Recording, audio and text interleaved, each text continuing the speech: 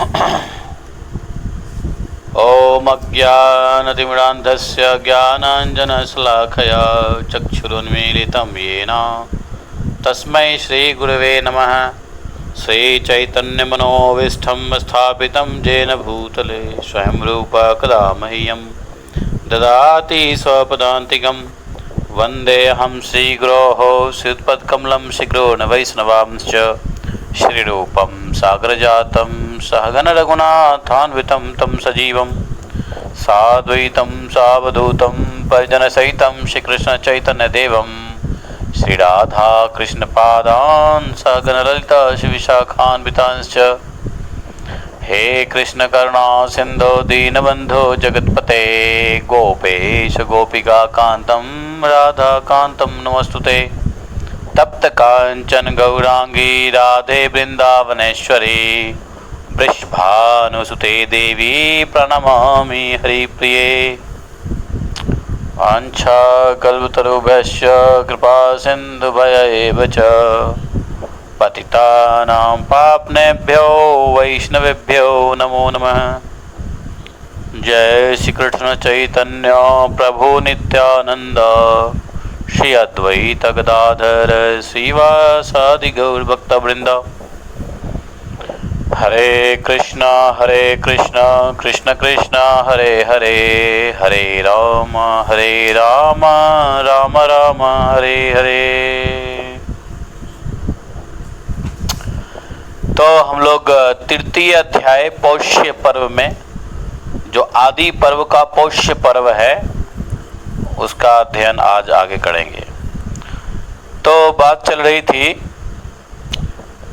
कि कथा वहाँ पे उपमन्यु की हो रहा था। उपमन्यु जी को आँख से, उपमन्यु जी अंधे हो गए क्योंकि आँख के पत्ते खा लिए थे, आँख, और गर्मी इतनी बढ़ गई पेट में कि आँख अंधा हो गया। कुएं में गिर पड़े। गुरुजी पहुँचे। गुरुजी पूछा, बोले कि इस प्रकार से मैं भूखे पेट रहा नहीं गया, मैंने आग के पत्ते खा लिए और मैं अंधा हो गया। गुरुजी ने कहा तो फिर अश्विनी कुमार का स्तुति करो। अश्विनी कुमार देवताओं के डॉक्टर हैं। अश्विनी कुमार दोनों देवताओं की आप ऋग्वेद के मंत्रों द्वारा स्तुति प्रारंभ कर दिया। वह स्तुति हम लोग आज पढ़ने वाले हैं। विनम्र स्तुति है। प्रपूर्वगौ पूर्वजौ चित्रभानु गिरा वसंसामपि तप्सहन्नन्तौ दिव्यौ सुवर्णौ विरजौ विमाना वधीक्षिपन्तौ भुवनानि विश्वा हिरण्यमौषकुनिशां परायै नासत्यदस्त्रौ सुनसौ वैजयन्त्यौ शुक्लं वयन्तौ तरसा सुवेमा बधिव्ययन्तावसितं विवश्वतः ग्रस्तां सुपर्णस्य बलेन वर्तिका ममूञ्च तामस्विनौ सौभगाय तावत् सुवृत्ता वनमन्तमायया वसत्तमागा अरुणा उदावहन् शशिष्टश्च गावस्त्रिशताश्च धेनव एकं वत्सं सुवते तं दुहन्ति नानागोष्ठा विहिता एकदोहना तावस्सिनो दुहतो धर्ममुख्यम् एकामनाभिं सप्तशता अराश्रिताः प्रधिष्वन्या विसन्तर्पितरः अनेमि चक्रं परिवर्तते जरं मायास्विनौम समनक्तिचर्षणे एकं चक्रं वर्तते द्वादशारं षण्णाभिमेकाक्षमृतस्य धारणं यस्मिन्न देवा अधिविश्वविशक्ता तावस्विनो मुञ्चतं मा विषीदतम् अस्विन्नावीन्दुमत् अमृतं मृतभूयो तरोदतामम् अश्विनौ दासपत्नी हित्वा गरिम् अश्विनौ कामुदाचरन्तौ तददृष्टिमहम्ना प्रसृतौ बलस्य युवा दिशो यथोदशाग्रे समानं मूर्धिं रथयानं वियन्ति तासां यात मृषयोऽनुप्रयान्ति देवा मनुष्याः क्षितिमाचरन्ति युवामवर्णात् विकृथो विश्वरूपाम् ते अधिक्ष्यन्ते भुवनानि विश्वा ते भानवोऽप्यनुसृताश्चरन्ति देवा मनुष्या क्षितिमाचरन्ति तौ न सत्या विष्णौ वामहेमहम् सस्रं च यां बिभृतपुष्करस्य तौ न सत्यावमृता वृता वृथा वृत्ते देवास्तात प्रपदे न सूते मुखे न गर्भं लभतां युवानो गता सुरे तत् प्रपदे न सूते सद्यो जातो मात्मत्तिभिगर्भः तावस्विनो मुञ्चतो जीवशेगाः अस्तोतुं न शक्नोमि गुणैर्भवन्तौ चक्षुः विहीनः पथि सम्प्रमोह दुर्गे अहमस्मिन् पतितोऽस्मि कूपे युवां शरण्यौ शरणं प्रपद्ये युवां शरण्यौ शरणं प्रपद्ये युवां शरण्यौ शरणं प्रपद्ये। वाह वाह वाह, बहुत अच्छी प्रार्थना किया। किसको? अश्विन कुमार जी को, जो देवताओं के डॉक्टर हैं।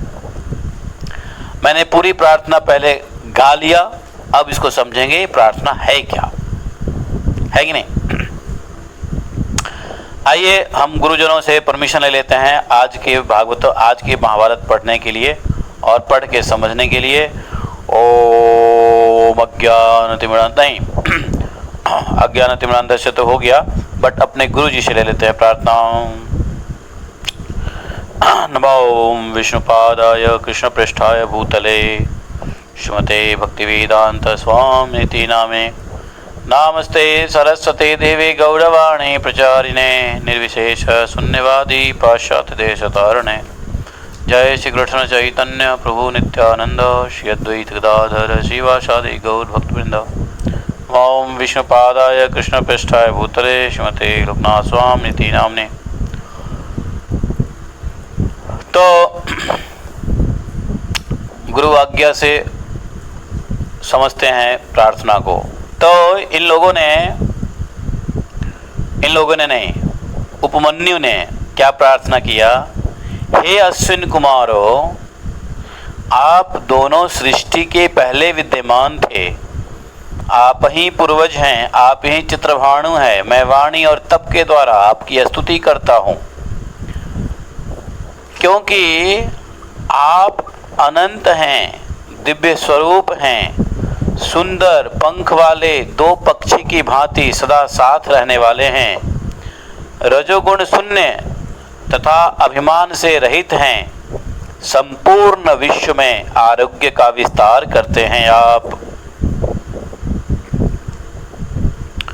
सुनहरे पंख वाले दो सुंदर विहंगमों की भांति आप दोनों बंधु, दोनों भाई बड़े सुंदर हैं, पारलौकिक उन्नति के साधनों से संपन्न हैं। नासत्य और दस्त्र ये दोनों आपके नाम है। आपकी नासिका बड़ी सुंदर है। आप दोनों निश्चित रूप से विजय प्राप्त करने वाले हैं।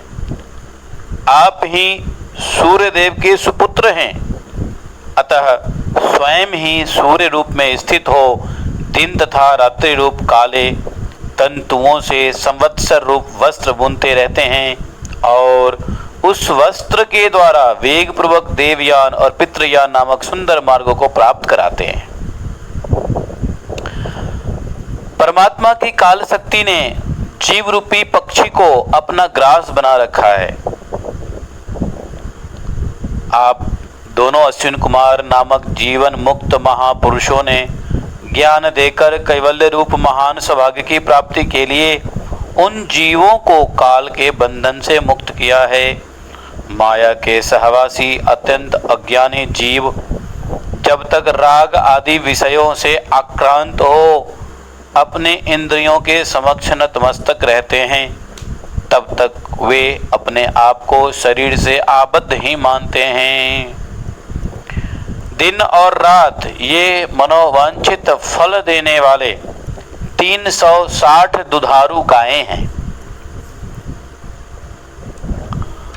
वे सब के सब ही संवत्सर रूपी बछड़े को जन्म देती है और उसको पुष्ट करती है।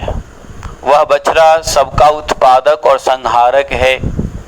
जिज्ञासु पुरुष ऐसे बछड़े को निमित्त बनाकर उन गौओं से अलग अलग फल देने वाली शास्त्र विहित क्रियाएं दोहते रहते हैं। उन सब क्रियाओं का एक तत्व ज्ञान की इच्छा ही दोहनीय फल है। ऊपर कहे हुए गौओं को आप दोनों अश्विन कुमार ही दोहते हैं। तो बोले ये जो 360 दिन है साल में, वो 360 दुधारू गाय हैं। और संवत्सर कहते हैं एक साल को, तो संवत्सर नामक बछड़ा जन्म देते हैं और उसको जिज्ञासु पुरुष बछड़े को निमित्त बना के गायों से अलग अलग फल दोहते हैं। वास्तव में आप ही दोनों गायों के दोहते हो। हे अश्विन कुमारों, इस काल चक्र की एकमात्र संवत्सर ही नाभि है जिस पर रात और दिन मिलकर 720 अरे अटकी हुई हैं। रात और दिन मिलके 720, तो 365 को मल्टीप्लाई करो, 360 को मल्टीप्लाई करो किससे? 2 से, तो कितना होगा? 720। तो 720 क्या हुआ? दिन 360 और रात 360, दोनों मिलके 720 अरे अटकी हुई हैं। अरे मतलब क्या? तिल्लियां। वे सब 12 मास रूपी प्रधियों औरों को थामने वाले पुट्टों में जुड़े हुए हैं। अश्विन कुमारों, यह अविनाशी एवं मायामय काल चक्र बिना नेमी के ही अनियत गति से घूमता और इहलोक और परलोक दोनों लोकों की प्रजाओं का विनाश करता रहता है। अश्विन कुमारों, मेष आदि 12 राशियां जिसके 12 अरें, 6 ऋतुएं जिनकी 6 नाभियां हैं और संवत्सर जिनकी एक धूरी है, वह एकमात्र काल चक्र सब ओर चल रहा है। यही कर्मफल को धारण करने वाला आधार है।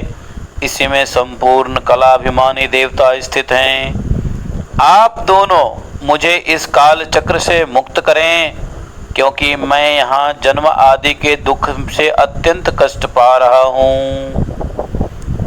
हे अश्विन कुमारों, आप दोनों में सदाचार का बाहुल्य है।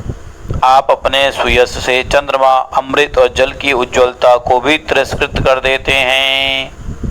इस समय मेरु पर्वत को छोड़कर आप पृथ्वी पर आनंद पूर्वक विचरते रहते हैं, विचर रहे हैं। आनंद और बल की वर्षा करने के लिए ही आप दोनों भाई दिन में प्रस्थान करते हैं। हे अश्विन कुमारों, आप दोनों ही सृष्टि के प्रारंभ काल में और पहले पूर्व आदि 10 दिशाओं को प्रकट करते, उनका ज्ञान कराते और उन 10 दिशाओं के मस्तक अर्थात अंतरिक्ष लोक में रथ से यात्रा करने वाले और सबको समान रूप से प्रकाश देने वाले सूर्य देव का और आकाश आदि पंचभूतों का भी आप ही ज्ञान कराते हैं। उन दिशाओं में सूर्य का जाना देखकर ऋषि लोग भी उनका अनुसरण करते हैं और देवता मनुष्य अपने अधिकार के अनुसार स्वर्ग या मृत्यु लोक की भूमि उपयोग करते हैं। हे अश्विन कुमारों, आप अनेक रंग के वस्तुओं के सम्मिश्रण से सब प्रकार की औषधियाँ तैयार करते हैं जो संपूर्ण विश्व का पोषण करती है। वे प्रकाशमान औषधियाँ सदा आपके अनुसरण करती हुई आपके साथ विचरती है। देवता और मनुष्य आदि प्राणी अपने अधिकार के अनुसार स्वर्ग और मृत्यु लोक की भूमि में रहकर उन औषधियों का सेवन करते हैं। हे अश्विन कुमारों, आप ही दोनों ना सत्य नाम से प्रसिद्ध हैं। मैं आपकी तथा आपने जो कमल की माला धारण कर रखी है उसकी पूजा करता हूँ। आप अमर होने के साथ ही सत्य का पोषण और विस्तार करने वाले हैं। आपके सहयोग के बिना देवता भी उस सनातन सत्य की प्राप्ति में समर्थ नहीं। युवक माता पिता संतान उत्पत्ति के लिए पहले मुख से अन्नरूप गर्भ धारण करते हैं। सच में पहले मुंह से अन्नरूप गर्भ धारण करते हैं, उसके बाद पुरुषों में वीर्य बनता है, स्त्री में रज बनता है, और यही रज और वीर्य मिल करके जड़ शरीर बनता है। तो वीर्य और रज कैसे बनता है? जो भोजन हम करते हैं। क्या बढ़िया बात कहा कि माता पिता संतान उत्पत्ति के लिए पहले मुंह से अन्न रूप में गर्भ धारण करते हैं, और उसके बाद उस अन्न से वीर्य बनता है, स्त्री में रज बनता है, वीर्य और रज मिलकर के अंड बनता है, और जिससे जड़ शरीर बनता है। उस तत्पश्चात जन्म लेने वाला गर्भस्थ जीव उत्पन्न होते हैं, माता के स्तनों का दूध पीने लगता है। अश्विन कुमारों, इस रूप से संसार बंधन में बंधे हुए जीवों को आप तत्व ज्ञान देकर मुक्त करते हैं। मेरे जीवन निर्वाह के लिए मेरी नेत्रेंद्रियों को भी रोग से मुक्त कर दीजिए। हे अश्विन कुमारों, मैं आपके गुणों का वखान करके आप दोनों की स्तुति नहीं कर सकता। इस समय नेत्रहीन अंधा हो गया हूँ, रास्ता पहचानने में भी भूल हो जाती है, इसलिए इस दुर्गम कूप में गिर पड़ा हूँ। आप दोनों शरणागत वत्सल देवता हैं, अतः मैं आपकी शरण लेता हूँ। देखा, तो ये अर्थ था जो प्रार्थना किया। अब इस प्रकार से उपमन्यु के स्तवन करने पर दोनों अश्विन कुमार वहां आए। हाँ, तो आप लोगों को समझ में पता था ना पहले से भी कि अश्विन कुमार किसके पुत्र हैं? अश्विन कुमार किसके पुत्र हैं? सूर्य देव के पुत्र हैं। और सूर्य देव की उपासना इसीलिए सबसे पहले जो सूर्य उदय से पहले उठता है, जो नित्य सूर्य को जल देता है, जो नित्य सूर्य को अर्घ्य देता है, उसको सबसे पहली चीज मिलती है क्या? स्वास्थ्य। स्वास्थ्य का प्राप्ति पहले होता है। जो सुबह के सूर्य का दर्शन करता है, जो सूर्य को नमस्कार करता है, जो सूर्य को बद्ध अंजलि से दिन के लिए स्वागत करता है, सूर्य की स्तुति करता है, सविता मंत्र जाप करता है और प्राणायाम भी करता है, तो इन सब चीज़ों से क्या होता है? व्यक्ति को सबसे पहले क्या मिलता है? स्वास्थ्य, अच्छा स्वास्थ्य मिलता है। तो कुछ भी करने के लिए क्या हमको चाहिए? अच्छा स्वास्थ्य चाहिए। देखो, इस संसार में चाहे योग करो चाहे भोग करो, योग और भोग दोनों के लिए हमें स्वास्थ्य की आवश्यकता है, नहीं है? तो स्वास्थ्य चाहने वाले को सबसे पहले सूर्य नारायण की उपासना करनी चाहिए। सूर्य को जल दे दीजिए, सूर्योदय से पहले उठिए, सूर्योदय का दर्शन करके हाथ नमस्कार मुद्रा में रखिए, सूर्य नमस्कार कीजिए, चाहे साष्टांग पंचांग चाहे नमस्कार से ही हैं। तो सूर्य जो है अश्विनी कुमार के पिताजी हैं, समझे? तो सूर्य की उपासना, जो सूर्य की उपासना करेगा, उनके पुत्र अश्विन कुमार उसको सबसे पहला शरीर में निरोग करते हैं, शरीर को निरोग करते हैं, क्योंकि सूर्य के ही पुत्र हैं स्वास्थ्यवर्धक अश्विनी कुमार, समझे? इसलिए भाइयों, अच्छे स्वास्थ्य चाहते हो तो सुबह सुबह उठो और सूर्योदय, और उसके बाद क्या होता है, जब शरीर स्वस्थ रहेगा तो क्या होगा, शरीर स्वस्थ में ही स्वस्थ मन और बुद्धि का विकास होता है, तो बुद्धि अपने आप आ जाती है। जब शरीर स्वस्थ रहेगा तो बुद्धि भी आएगी, तो बुद्धि भी प्रखर हो जाता है, समझे। और वैसे भगवान सूर्य तो सविता जो है सूर्य की पत्नी, वो भी बुद्धि प्रदायिनी है, गायत्री भी बुद्धि प्रदायिनी है। तो आपको स्वास्थ्य मिल गया सूर्य भगवान के पुत्र से, बुद्धि मिल गया सविता गायत्री से, है कि नहीं। क्या चाहिए फिर, हैं? विद्या, सांसारिक विद्या मिल गया सरस्वती से, है, और आध्यात्मिक विद्या भगवत विद्या मिल गया भगवान की कृपा से, वैष्णवों की कृपा से, भगवत भक्तों की कृपा से। और क्या चाहिए जीवन में। तो अश्विनी कुमार सूर्य भगवान के पुत्र हैं। Point to be noted. तो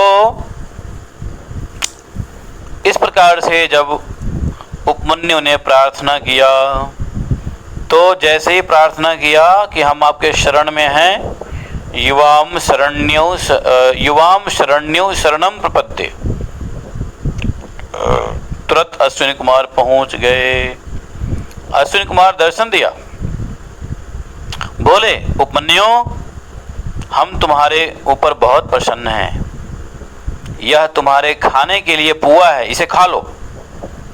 उनके ऐसा कहने पर उपमन्यु बोला, भगवान आपने ठीक कहा, फिर भी मैं गुरुजी को निवेदन किए बिना इस पुए को अपने उपयोग में नहीं ला सकता, समझे। बोले कि गुरुजी के निवेदन किए बिना मैं इस पूरी को अपने प्रयोग में नहीं ला सकता। देखो गुरु भक्ति। तब दोनों अश्विनी कुमारों ने कहा, वत्स पहले तुम्हारे गुरुजी ने भी हमारी इसी प्रकार की स्तुति की थी, उस समय हमने उन्हें जो पुआ दिया था उसे उन्होंने अपने गुरुजी को निवेदन किए बिना ही काम में ले लिया था। तुम्हारे गुरुजी ने जैसा किया वैसा ही तुम भी करो। उनके ऐसा कहने पर जब अश्विनी कुमार ने कहा कि तुम्हारे गुरुजी ने अपने गुरुजी को बिना दिए खा लिया था, तो तुम भी ऐसे ही करो। उपमन्यु जी ने कहा, नहीं नहीं नहीं नहीं नहीं नहीं, इसके लिए तो मैं आप दोनों अश्विनी कुमारों की मैं बड़ी अनुनय विनय करता हूँ। गुरुजी के निवेदन किए बिना मैं पुए को नहीं खा सकता। देखो गुरुजी ने कुछ, अगर गुरुजी से कुछ उल्टे सीधे बन गए, इसका मतलब ये नहीं कि मैं कुछ उल्टा सीधा करूंगा ना।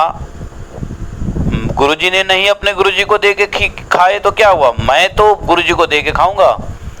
अश्विनी कुमार बोले, वाह उपमन्यु तुम्हारी इस गुरु भक्ति से हम बड़े प्रसन्न हैं। तुम्हारे गुरु के दांत काले लोहे के समान हैं, तुम्हारे दांत सोने के समान हैं, तुम्हारी आंखें भी ठीक हो जाएगी और तुम कल्याण के भागी भी होगे। अश्विनी कुमारों ने ऐसा कहने पर उपमन्यु की आंखें मिल गई। उसने गुरुजी के समीप आकर प्रणाम किया। तब सब बातें गुरुजी से कह सुनाई और उपाध्याय उसके ऊपर बड़े प्रसन्न हुए। गुरुजी प्रसन्न हुए और बोले, जैसा अश्विनी कुमारों ने कहा है उसी प्रकार तुम कल्याण के भागी होगे। तुम्हारी बुद्धि में संपूर्ण वेद और सभी धर्मशास्त्र स्वतः स्फुरित हो जाएंगे। इस प्रकार यह उपमन्यु की परीक्षा बताई गई है। उन्हीं आयोध धौम्य के तीसरे शिष्य थे, क्या नाम था, वेद। तो वेद को पहला शिष्य क्या, अरुण, दूसरा आरुणि, दूसरा शिष्य क्या कौन थे, ये उपमन्यु, तीसरा शिष्य वेद। वेद को बोले, बेटा वेद तुम कुछ समय में यहाँ मेरे घर में निवास करो और मेरे सेवा में लगे रहना, इसी से तुम्हारा कल्याण होगा। वेद ने बोला, जी गुरुजी आपकी जैसी आज्ञा। गुरुजी के घर में रहने लगे और उन्होंने दीर्घ काल तक गुरुजी की सेवा की। लंबे काल तक गुरुजी उन्हें बैल की तरह सदा भारी बोझ ढोने में लगाए रखते थे। हमेशा वजन चीजों को ढोने में उनको लगाए कर रखते थे। वेद सर्दी, गर्मी और भूख प्यास का कष्ट सहन करते हुए सभी परिस्थितियों में गुरु के अनुकूल ही रहते थे।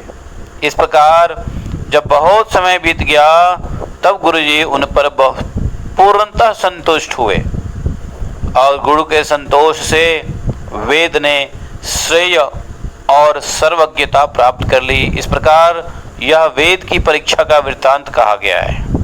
उसके बाद उसके बाद उपाध्याय जी की आज्ञा होने पर वेद समावर्तन संस्कार के पश्चात स्नातक होकर गुरु के घर से लौटे।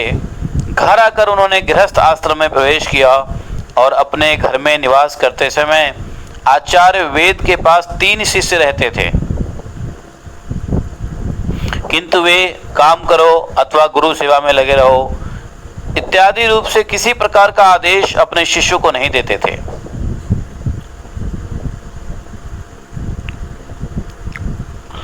अब वेद भी आचार्य बन गए। वेद के साथ 3 उनके शिष्य रहते थे, लेकिन उन्होंने किसी प्रकार का आदेश शिष्यों को नहीं दिया कि काम करो या गुरु की सेवा करो, ये कोई आदेश नहीं दिया, क्योंकि गुरु के घर में रहने पर छात्रों को जो कष्ट सहन करना पड़ता है उससे वे परिचित थे। इसलिए उनके मन में अपने शिष्यों को कष्ट दायक कार्य में नहीं लगाना चाहते थे। एक समय की बात है, आचार्य वेद के पास आकर जन्मेजय और पौष्य नाम वाले 2 क्षत्रिय ने उनका वरण किया और उन्हें अपना उपाध्याय बना लिया, गुरु बना लिया। उसके बाद एक दिन उपाध्याय वेद ने यजमान के कार्य से बाहर जाने के लिए तैयार होकर उतंक नाम वाले शिष्य को अग्निहोत्र आदि के कार्य में नियुक्त किया और कहा, वत्स उतंक, मेरे घर में मेरे बिना जिस किसी वस्तु की कमी हो जाए उसकी पूर्ति तुम कर देना, ऐसी मेरी इच्छा है। उतंक को ऐसा आदेश देकर आचार्य वेद बाहर चले गए। उतंक गुरु की आज्ञा का पालन करते हुए सेवा परायण हो गुरु के घर में रहने लगे। वहां रहते समय उन्हें उपाध्याय गुरु जी के आश्रय में रहने वाली सभी स्त्रियों ने मिलकर बुलाया और कहा, वहां स्त्रियां भी रहती थी, तो उन स्त्रियों ने इनको बुलाया वेद को और कहा, सुनो, तुम्हारी गुरु पत्नी रजस्वला हुई है और उपाध्याय गुरुजी परदेश गए हैं। उनका यह ऋतुकाल जिस प्रकार निष्फल न हो वैसा करो, इसके लिए गुरु पत्नी बड़ी चिंता में पड़ी है। यह सुनकर उतंक ने उत्तर दिया, मैं स्त्रियों के कहने से यह न करने योग्य निंदनीय कर्म नहीं कर सकता।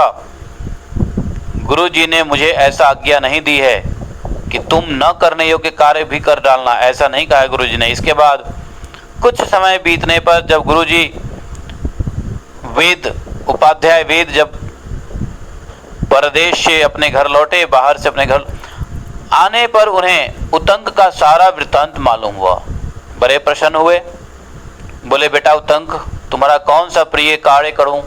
तुमने धर्म पूर्वक मेरी सेवा की है, इससे हम दोनों की एक दूसरे के प्रति प्रीति बहुत बढ़ गई है। अब मैं तुम्हें घर लौटने की आज्ञा देता हूँ, जाओ, तुम्हारी सभी कामनाएं पूर्ण होगी। गुरु के ऐसा कहने पर उतंक बोले, भगवान, मैं आपका कौन सा प्रिय कार्य करूं? वृद्ध पुरुष कहते भी हैं, क्या यश्चा धर्मेण वै ब्रूयात् यश्चा धर्मेण पृच्छति तयोर अन्यतर प्रैति विद्वेषम चाधिगच्छति। जो अधर्म पूर्वक अध्यापन या उपदेश करता है अथवा जो अधर्म पूर्वक प्रश्न या अध्ययन करता है, उन दोनों में से एक, गुरु या शिष्य, मृत्यु एवं विद्वेष को प्राप्त होता है। अतः आपकी आज्ञा मिलने पर मैं अभिष्ट गुरु दक्षिणा भेंट करना चाहता हूं। देखो, अधर्म पूर्वक पढ़ना का क्या मतलब है? बिना दक्षिणा दिए हुए पढ़ाई करना। तो पढ़ाई कर लिया तो थोड़ा दक्षिणा देना मांगता है, नहीं तो अधर्म पूर्वक अध्ययन हो जाएगा। तो बोला कि नहीं, मैं आपको कुछ दक्षिणा देना चाहता हूँ, आप बताइए। उतंक के ऐसा कहने पर गुरुजी बोले, बेटा उतंक, तब कुछ दिन और यहीं ठहरो। यदि तुम दक्षिणा देना चाहते हो तो मेरी दक्षिणा यही है कि तुम यहाँ कुछ दिन और ठहरो। उसके बाद किसी दिन उतंक ने फिर गुरुजी से कहा, गुरुजी आज्ञा दीजिए, मैं आपको कौन सी प्रिय वस्तु गुरु दक्षिणा में भेंट करूं। यह सुनकर गुरुजी उपाध्याय जी ने उनसे कहा, वत्स उतंक, तुम बार बार मुझसे कहते हो कि मैं क्या गुरु दक्षिणा भेंट करूं, अतः जाओ घर के भीतर प्रवेश करके अपनी गुरु पत्नी से पूछ लो कि मैं क्या गुरु दक्षिणा भेंट करूं। वे गुरु पत्नी जो कहें उनको उनके इच्छित वस्तु पर दे दो। उपाध्याय के ऐसा कहने पर उतंक ने गुरु पत्नी से पूछा, देवी, उपाध्याय जी ने मुझे घर जाने की आज्ञा दी है, मैं आपको कोई आपकी इच्छित वस्तु गुरु दक्षिणा के रूप में भेंट करके गुरु के ऋण से उऋण होकर जाना चाहता हूँ, अतः आप आज्ञा दें, मैं गुरु दक्षिणा के रूप में कौन सी वस्तु ला दूं। उतंक के ऐसा कहने पर गुरु पत्नी उनसे बोली, वत्स, तुम राजा पौष्य के यहाँ उनकी छत्राणी पत्नी ने जो 2 कुंडल पहन रखे हैं उन्हें मांग लाने के लिए जाओ, उसको लेके आओ और उन कुंडल को शीघ्र ले आओ। आज के चौथे दिन पुण्य व्रत होने वाला है। मैं उस दिन कानों में उस कुंडल को पहनकर सुशोभित हो ब्राह्मणों को भोजन परोसना चाहती हूँ, अतः तुम मेरा यह मनोरथ पूर्ण करो, तुम्हारा कल्याण होगा, अन्यथा कल्याण की प्राप्ति कैसे संभव है। गुरु पत्नी के ऐसा कहने पर उतंक वहां से चल दिए। रास्ते में जाते समय उन्होंने एक बहुत बड़े बैल को, उस पर चढ़े हुए एक विशालकाय पुरुष को भी देखा। बैल के ऊपर एक पुरुष को। पुरुष ने उतंक से कहा, उतंक, तुम इस बैल का गोबर खा लो। किंतु उसके ऐसा कहने पर भी उतंक को वह गोबर खाने की इच्छा नहीं हुई। तब वह पुरुष फिर उनसे बोला, उतंक, खा लो, विचार मत करो, तुम्हारे उपाध्याय ने भी पहले इसे खाया था। उसके पुनः कहने पर उतंक ने कहा, बहुत अच्छा, कहकर उसकी बात मान ली और बैल के गोबर तथा मूत्र को खा पीकर उतावली के कारण खरे खरे ही आचमन किया। फिर वे चल दिए। जहां वे क्षत्रिय राजा पौष्य रहते थे वहां पहुंचकर उतंक ने देखा वे आसन पर बैठे हुए हैं। तब उतंक ने उनके समीप जाकर आशीर्वाद से उन्हें प्रसन्न करते हुए कहा, राजन, मैं आपके यहाँ कुछ मांगने आया हूँ, याचक होकर आपके पास आया हूँ। राजा ने भी उन्हें प्रणाम करके कहा कि भगवान, मैं आपका सेवक पौष्य हूँ, कहिए किस आज्ञा का पालन करूँ। तो उतंक ने राजा पौष्य से कहा, राजन, मैं गुरुदक्षिणा के निमित्त 2 कुंडलों के लिए आपके यहाँ आया हूँ। आपकी छत्राणी ने पहले पहन रखा है, इन्हीं दोनों कुंडलों को आप मुझे दे दें, यह आपके योग्य कार्य हैं, आप कर सकते हैं। यह सुनकर पौष्य ने उतंक से कहा, ब्राह्मण, आप अंतःपुर में जाकर छत्राणी से वे कुंडल मांग लें। अंतःपुर में अर्थात राजधानी में। राजा के ऐसा कहने पर उतंक राजधानी में प्रवेश किया, किंतु वहां उन्हें छत्राणी नहीं दिखाई दी, रानी ने नहीं दिखाई दी। तब वे पुनः राजा पौष्य के पास आकर बोला, राजन, आप मुझे संतुष्ट करने के लिए झूठी बात कहकर मेरे साथ छल कर रहे हैं, यह आपको शोभा नहीं देता। आपके राजधानी में छत्राणी नहीं है, क्योंकि वहां वे मुझे नहीं दिखाई देती हैं। उतंक ने के ऐसा कहने पर पौष्य ने एक क्षण तक विचार करके कहा, निश्चय ही आप झूठे मुंह हैं, स्मरण तो कीजिए, क्योंकि मेरी छत्राणी पतिव्रता होने के कारण उच्चिष्ट अपवित्र मनुष्य के द्वारा नहीं देखी जा सकती है। आप उच्चिष्ट होने के कारण अपवित्र हैं, इसलिए वे आपकी दृष्टि में नहीं आ रही हैं। ऐसा कहने पर उतंक ने स्मरण करके कहा, हाँ, अवश्य ही मुझे अशुद्धि रह गई है मुझ में। यहाँ की यात्रा करते समय मैंने खड़े होकर चलते चलते आचमन किया। तब पौष्य ने उनसे कहा, ब्राह्मण, यही आपके द्वारा विधि का उल्लंघन हुआ है। खड़े होकर और शीघ्रतापूर्वक चलते चलते किया हुआ आचमन नहीं के बराबर होता है। उसके बाद उतंक राजा से ठीक है ऐसा कहकर हाथ पैर और मुंह भली भांति धोकर पूर्व के मुख बैठ करके आसन पर और हृदय तक पहुंचने योग्य शब्द तथा फेन से रहित शीतल जल के द्वारा 3 बार आचमन करके उन्होंने 2 बार अंगूठे के मूल भाग से मुख पोंछा और नेत्र नासिका आदि इंद्रिय गोलकों का जल सहित अंगुलियों द्वारा स्पर्श करके अंतःपुर में प्रवेश किया। जैसे ही शुद्धता से प्रवेश किया रानी का दर्शन हुआ। महारानी उतंक को देखते ही उठकर खड़ी हो गई, प्रणाम करके बोली, आइए भगवान आपका स्वागत है, आज्ञा दीजिए मैं क्या सेवा करूं। उतंक ने कहा, महारानी देवी मैंने गुरु के लिए आपके 2 कुंडल की भिक्षा मांगी है, मुझे वो दे दीजिए। महारानी उतंक के उस सद्भाव गुरु भक्ति से बहुत प्रसन्न हुई। महारानी उन्होंने यह सोचकर कि ये सुपात्र ब्राह्मण है, इन्हें निराश नहीं लौटाना चाहिए, अपने 2 कुंडल स्वयं उतारकर उन्हें दे दिया और उनसे कहा, ब्राह्मण नागराज तक्षक इस कुंडल को पाने के लिए बहुत कोशिश करते हैं, इसलिए आपको सावधान होकर इसे ले जाना चाहिए। अब देखो ये जो कुंडल है इस कुंडल के पीछे तक्षक पड़ा हुआ है, तो बोले कि तक्षक कभी भी आपको छीन ले, आप सावधान होकर के ले जाइएगा। रानी के ऐसा कहने पर उतंक ने उस छत्राणी से कहा, देवी आप निश्चित रहिए, नागराज तक्षक मुझसे भीरने का हिम्मत भी नहीं कर सकता। महारानी से ऐसा बोल करके उतंक जी ने वहां से चले और महाराज पौष्य से आके बोले, महाराज पौष्य मैं बहुत प्रसन्न हुआ, अब मैं आपसे विदा लेना चाहता हूँ। तब महाराज पौष्य ने उतंक से कहा कि भगवान बहुत दिनों पर कोई सुपात्र ब्राह्मण मिलता है, आप गुणवान अतिथि पधारे हैं, अतः मैं श्राद्ध करना चाहता हूँ, आप इसमें समय दीजिए। तब उतंक ने राजा से कहा, मेरा समय तो दिया ही हुआ है, किंतु थोड़ी शीघ्रता चाहता हूँ। आपके यहाँ जो शुद्ध एवं सुसंस्कृत भोजन तैयार हो उसे मंगाइए। राजा ने बहुत अच्छा कहकर जो सामग्री शुद्ध थी प्रस्तुत किया, उसके द्वारा उन्हें भोजन कराया।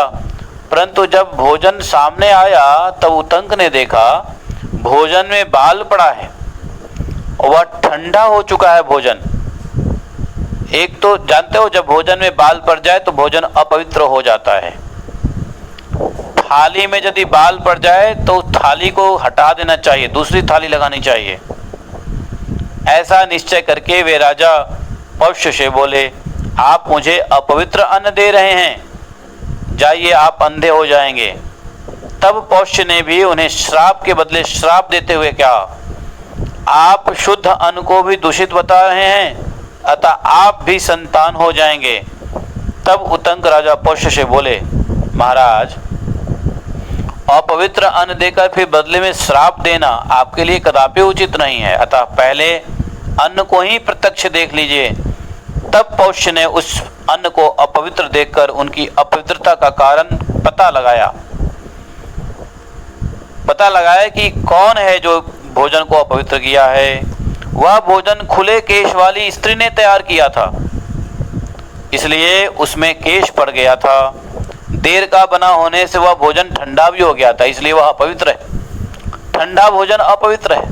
इस निश्चय पर पहुंचकर राजा ने उतंक ऋषियों को प्रसन्न करते हुए कहा, भगवान यह केश युक्त और शीतल अन्न अनजान में आपके पास लाया गया है, इसलिए यह अपराध के लिए मैं आपसे क्षमा मांगता हूँ। इस अपराध के लिए आप जैसी कृपा कीजिए, आप कुछ ऐसी कृपा कीजिए जिससे मैं अंधा ना हूँ। तब राजा उतंक ने कहा, राजन मैं झूठ नहीं बोलता, आप पहले अंधे होकर फिर थोड़े ही दिनों में इस दोष से रहित हो जाएंगे, फिर से अंधे नहीं रहेंगे थोड़े दिन के बाद। अब आप भी ऐसी चेष्टा कीजिए कि आप जिससे आपका दिया हुआ श्राप मुझ पर लागू ना हो। तब राजा पौष्य ने उतंक से कहा, मैं श्राप को लौटाने में तो असमर्थ हूँ, मेरा क्रोध अभी तक शांत नहीं हो रहा है। क्या आप यह नहीं जानते कि ब्राह्मण का हृदय मक्खन के समान मुलायम और जल्दी पिघलने वाला होता है? केवल उसकी वाणी में ही तीखी धार वाले छुरे सा प्रभाव होता है ब्राह्मण में, किंतु ये दोनों ही बातें क्षत्रिय के लिए विपरीत है। क्षत्रियों की वाणी तो नवनीत के समान कोमल होती है, लेकिन हृदय पैनी धार वाले छुरे के समान तीखा होता है। अतः ऐसी दशा में कठोर हृदय होने के कारण मैं उस श्राप को बदलने में असमर्थ हूं, इसलिए आप जाइए। तब उतंक बोले, राजन, आपने अन्न की अपवित्रता देखकर मुझसे क्षमा के लिए अनुनय विनय की है, किंतु पहले आपने कहा था कि तुम शुद्ध अन्न को दूषित बता रहे हो, इसलिए संतानहीन हो जाओगे। इसके बाद अन्न का दोषयुक्त होना प्रमाणित हो गया है, अतः आपका यह श्राप मुझ पर लागू नहीं होगा। अब हम अपना कार्य साधन कर रहे हैं। ऐसा कहकर उतंक दोनों कुंडलों को लेकर वहां से चल दिए।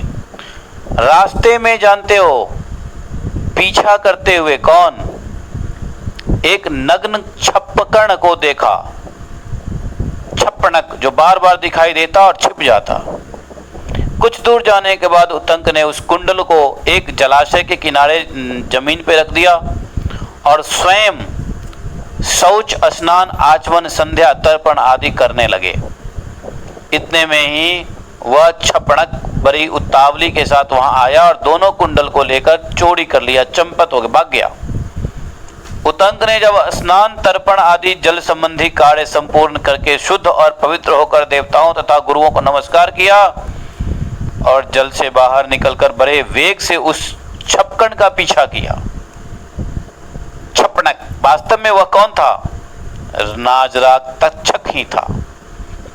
दौड़ने से उतंक के अत्यंत समीपवर्ती हो गया।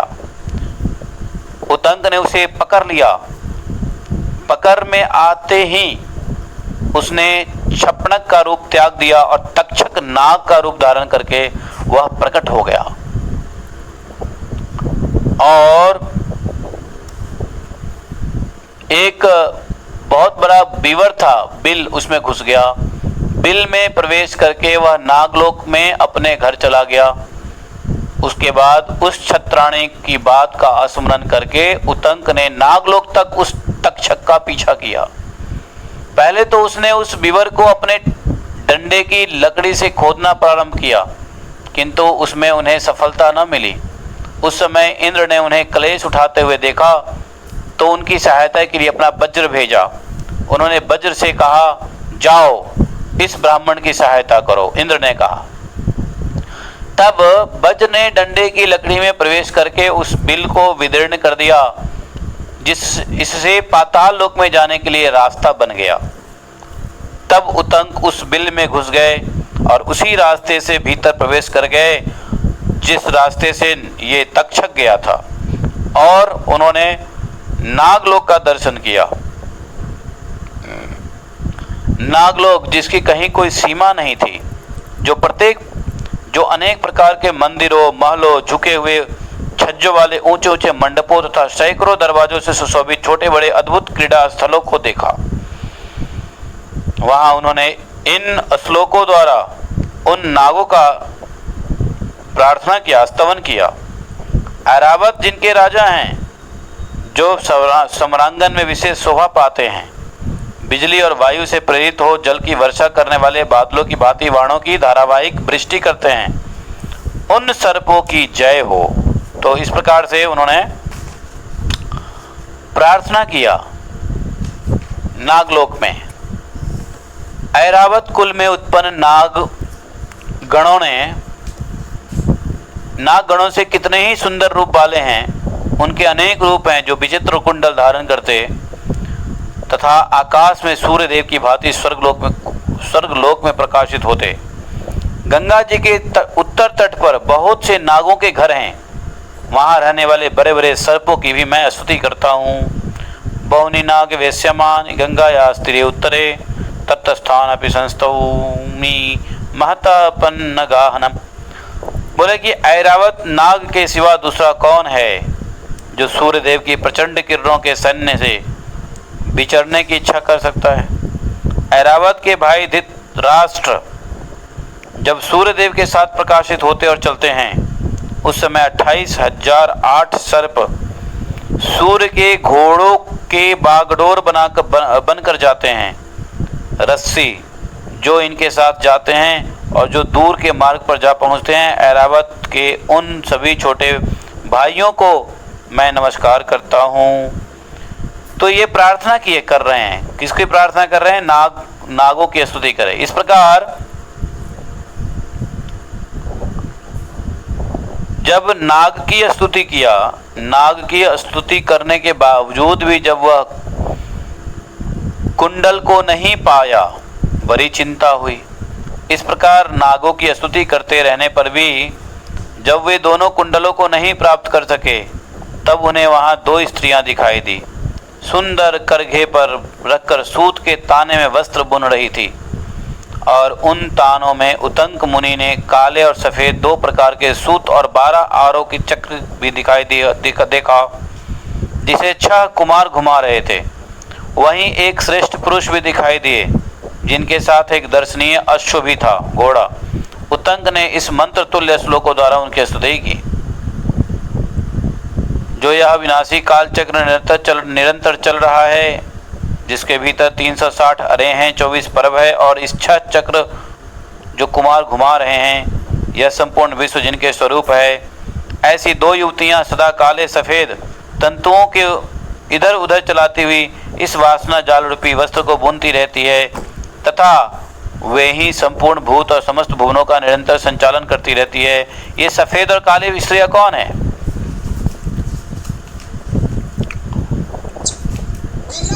दिन और रात। तो बोले कि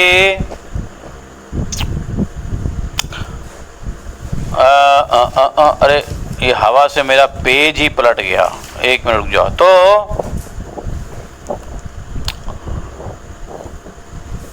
वो प्रार्थना किया, यह संपूर्ण विश्व। उसके बाद बोला कि जो महात्मा वज्र धारण करके तीनों लोगों की रक्षा करते हैं, उन्होंने वृत्तासुर का वध और नमूची दानव का संहार किया है। जो काले रंग के 2 वस्त्र पहनते और लोक में सत्य असत्य का विवेचन करते, जल से प्रकट हुए प्राचीन वैश्वानर अश्व को वाहन बनाकर उस पर चढ़ते हैं और तीनों लोगों के शासन करते हैं, उन जगदीश्वर सुंदर को मेरा नमस्कार। सब नाग मेरे अधीन हो जाएं, ऐसा कहने पर वह पुरुष पुनः उतंक से बोला। तो जब प्रार्थना किया तो एक पुरुष प्रकट हुआ और वह पुरुष उतंक से बोला, ब्राह्मण, मैं तुम्हारे इस स्तोत्र से प्रसन्न हूँ, कहो तुम्हारा कौन सा प्रिय कार्य करूँ। उतंक ने कहा, सब नाग मेरे अधीन हो जाएं। उनके ऐसा कहने पर वह पुरुष पुनः उतंक से बोला, इस घोड़े की गुदा में फूंक मारो। यह सुनकर उतंक ने घोड़े की गुदा में फूंक मारी। अब फूंकने से घोड़े के शरीर से समस्त छिद्रों से धुएं सहित आग की लपटें निकलने लगी। उस समय सारा नागलोक धुएं से भर गया। फिर तो तक्षक घबरा गया और आग की ज्वाला के भय से दुखी हो दोनों कुंडल लिए सहसा घर से निकल आया और उतंक से बोला। देखो, सर्प जो होता है ना, सर्प को धुआं बर्दाश्त नहीं है, धुआं से सर्प भाग जाता है।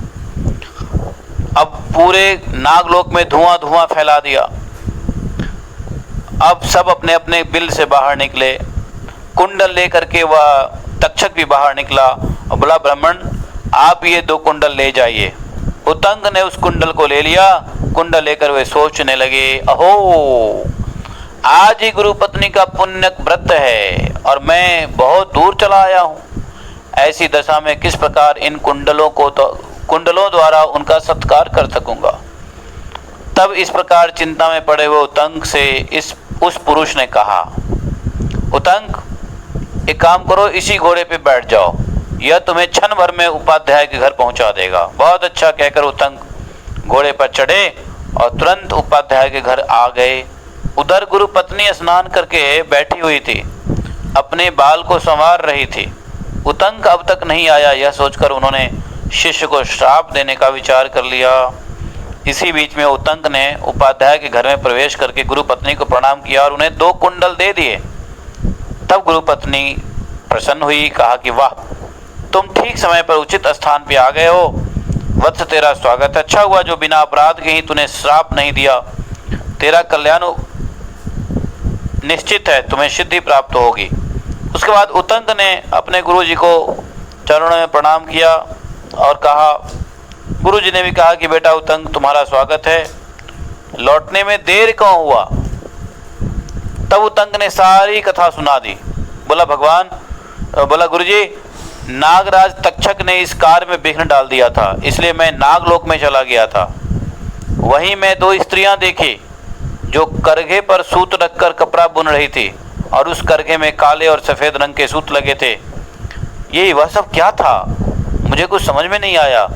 वहीं पर मैंने एक चक्र भी देखा जिसके 12 अरे थे। 6 कुमार उस चक्र को घुमा रहे थे। और वह भी क्या था? वहाँ एक पुरुष भी मुझे दिखाई दिया। वह कौन था? और वहाँ एक बहुत बड़ा अश्व भी दिखाई दिया। वह कौन था? और इधर से जाते समय मार्ग में मैंने एक बैल देखा, उस पर एक पुरुष सवार था। उस पुरुष ने मुझसे आग्रहपूर्वक कहा, उतंक, इस बैल की गोबर खा ले, तुम्हारे गुरुजी ने भी पहले खाया है। तब उस पुरुष के कहने से मैंने उस बैल का गोबर खा लिया। अतः बैल और पुरुष कौन था, मैं आपके मुख से सुनना चाहता हूँ गुरुजी, आप प्लीज सुनाइए। हाँ, तो गुरुजी ने कहा ठीक है, सुनो ध्यान से। बोले कि वो जो दोनों स्त्रियां थी वो धाता विधाता थी, और काले और सफेद जो थे वो रात और दिन थे। 12 अरों से युक्त चक्र जो 6 कुमार घुमा रहे थे वह 6 ऋतुएं थी। 12 महीने ही 12 अरे हैं, संवत्सर ही वह चक्र है। जो पुरुष था वह इंद्र है, जो अश्व दिखाई दिया वह अग्नि है, और इधर से जाते समय रास्ते में तुम जिस बैल को देखे वह नागराज ऐरावत है, और जो उस पर चढ़ा हुआ पुरुष था वह इंद्र है। तुमने बैल के जिस गोबर को खाया है वो अमृत था, इसलिए तुम नागलोक में जाकर भी नहीं मरे। वे भगवान इंद्र मेरे सखा हैं, तुम पर कृपा करके ही उन्होंने यह अनुग्रह किया है। यही कारण है कि तुम दोनों कुंडल लेकर फिर यहाँ सुरक्षित लौट आए हो। इसलिए पुत्र, अब तुम जाओ, मैं तुम्हें जाने की आज्ञा देता हूँ, तुम्हारा कल्याण हो। गुरु जी की आज्ञा पाकर उतंक तक्षक के प्रति कुपित हो उससे बदला लेने की इच्छा से हस्तिनापुर की ओर चले गए। हस्तिनापुर में जाकर उन्होंने ब्राह्मण उतंक राजा जन्मेजय से मिले। जन्मेजय पहले तक्षशिला गए थे, वे वहां जाकर पूर्ण विजय पा चुके थे। उतंक ने मंत्रियों से घिरे हुए उत्तम विजय से संपन्न राजा जन्मेजय को देखकर पहले उन्हें न्यायपूर्वक जय संबंधी आशीर्वाद दिया। उसके बाद उचित समय पर बहुत सारे उन्होंने भेंट किया, आभूषण इत्यादि, और बड़े मीठे वाणी से कहा। उतंक ने कहा, हे राजा जन्मेजय, जहाँ तुम्हारे लिए करने योग्य दूसरा कार्य उपस्थित हो वहाँ अज्ञानवश तुम कोई और ही कार्य कर रहे हो। तुमको करना कुछ और चाहिए और तुम कुछ और कर रहे हो, क्या मतलब है? उग्र श्रवा जी कहते हैं, इस विप्रवर यह ब्राह्मण उतंक के ऐसा कहने पर राजा जन्मेजय ने उस द्विज श्रेष्ठ का विधि पूर्वक पूजन किया और इस प्रकार से कहा। जन्मेजय उवाच, जन्मेजय बोला, ब्राह्मण, मैं इस प्रजाओं की रक्षा द्वारा अपने क्षत्रिय धर्म का पालन कर रहा हूँ। बताइए, आज मेरे करने योग्य कौन सा कार्य उपस्थित है जिसको मैंने नहीं किया है? उसको करवाने के लिए आप यहाँ आए हैं। राजाओं में श्रेष्ठ जन्मेजय के इस प्रकार कहने पर पुण्यात्माओं में अग्रगण्य विप्रवर ब्राह्मण उतंक ने उदार हृदय वाले नरेश से कहा, महाराज, वह कार्य मेरा नहीं, आप ही का है, आप उसे अवश्य कीजिए। उतंक ने कहा, देखिए, नागराज तक्षक ने आपके पिता की हत्या की है कि नहीं की है? हाँ, किया है। इसलिए आप उस दुरात्मा सर्प से इसका बदला लीजिए। मैं समझता हूँ शत्रु नाशन कार्य की सिद्धि के लिए जो सर्प यज्ञ रूप कर्म शास्त्र में देखा गया है उसके अनुष्ठान का यह उचित अवसर प्राप्त हुआ है। अतः आप अपने महात्मा पिता की मृत्यु का बदला आप अवश्य लीजिए। यद्यपि आपके पिता महाराज परीक्षित ने कोई अपराध नहीं किया था, तो भी उस दुष्ट आत्मा सर्प ने उन्हें डस लिया और वे वज्र के मारे हुए वृक्ष की भांति तुरंत ही गिरकर काल के गाल में चले गए। सर्पों में अधम तक्षक अपने बल के घमंड से उन्मत्त रहता है, पागल हुआ रहता है। उस पापी ने यह बड़ा भारी अनुचित कर्म किया है जो आपके पिता को डस लिया। वे महाराज परीक्षित राजवंशियों के वंश की रक्षा करने वाले, राजर्षियों के वंश की रक्षा करने वाले और देवताओं के समान तेजस्वी थे। काश्यप नामक एक ब्राह्मण आपके पिता की रक्षा करने के लिए उनके पास आना चाहते थे, किंतु उस पापाचारी ने उन्हें लौटा दिया। ये बात सही है। जब इस ब्राह्मण को पता चला कि 7वें दिन महाराज परीक्षित को तक्षक काटने वाला है, तो ब्राह्मण आ रहा था बचाने के लिए, बचा लेता, लेकिन रास्ते में उस ब्राह्मण को आने नहीं दिया।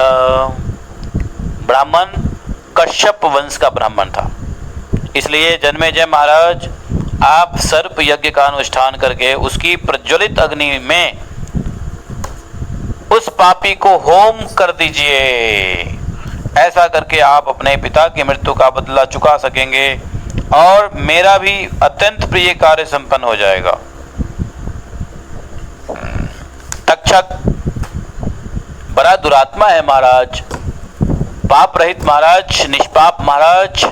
मैं गुरुजी के लिए एक कार्य करने जा रहा था, उसमें उस दुष्ट ने बहुत बड़ा विघ्न डाल दिया था।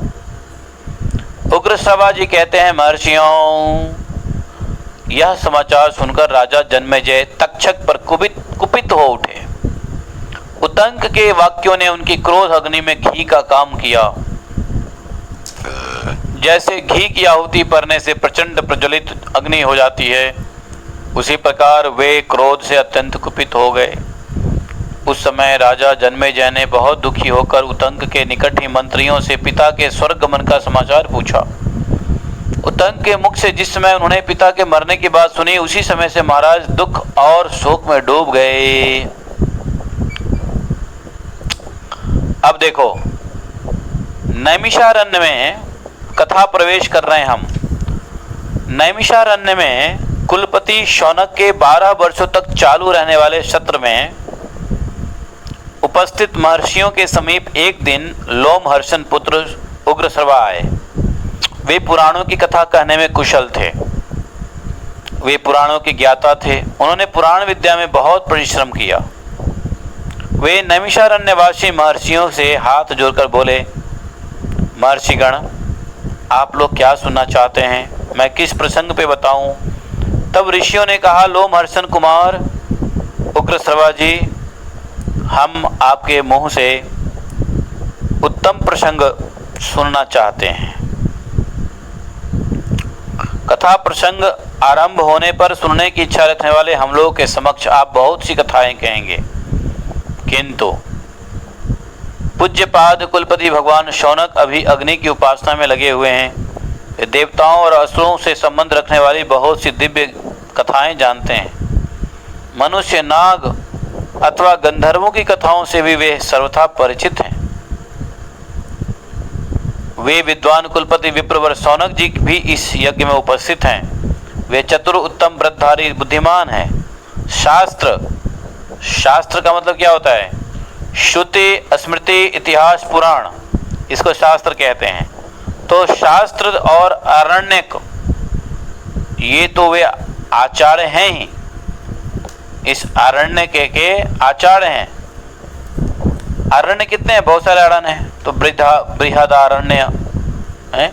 बोले कि देखो, वे सदा सत्य बोलने वाले, मन इंद्रियों के संयम में तत्पर, तपस्वी और नियम पूर्वक व्रत को निभाने वाले हैं।